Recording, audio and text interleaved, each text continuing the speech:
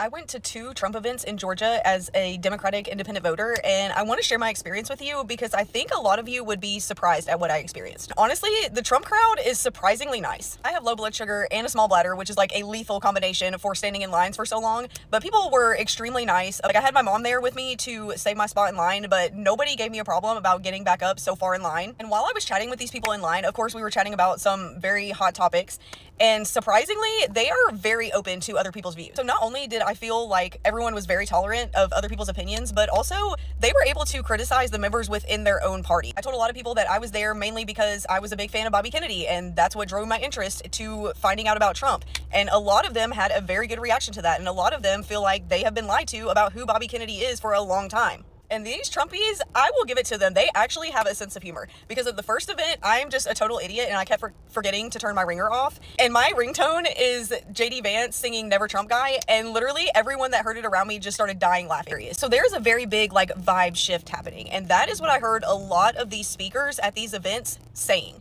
I actually wrote down some of the words that I was hearing when I was at these events, and listen to this. Words like progressive, freedom, rebellion, revolution, innovation, open minds, diversity, unique, radical change, radical transformation. Trump himself even said that he wants to bring us into a new golden age.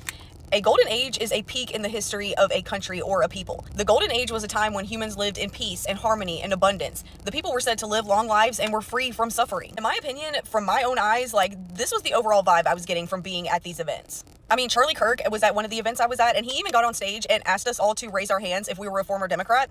I raised my hand, and I think you would be surprised by how many other people did too. And he literally said, this is a party of unity, this is a party of acceptance, and we have room for you with us. And not only did he say it at the event, but he has said it at other events to LGBTQ communities, to people who have had abortions, like people who have differing views. They want you in this party. They want to understand what your view is and how they can not only represent themselves, but you as well. But I say all of this to say, if you want to know what something or someone is truly like, go experience it for yourself. Do not listen to what other people tell you, because the way that people portray these events is not anything like what it is like being in that room. The fastest way to red pill someone is lie to them for years, and lie to them for years by one group of people. Then when they're exposed to those group of people, they realize that none of the things you actually said about them is true.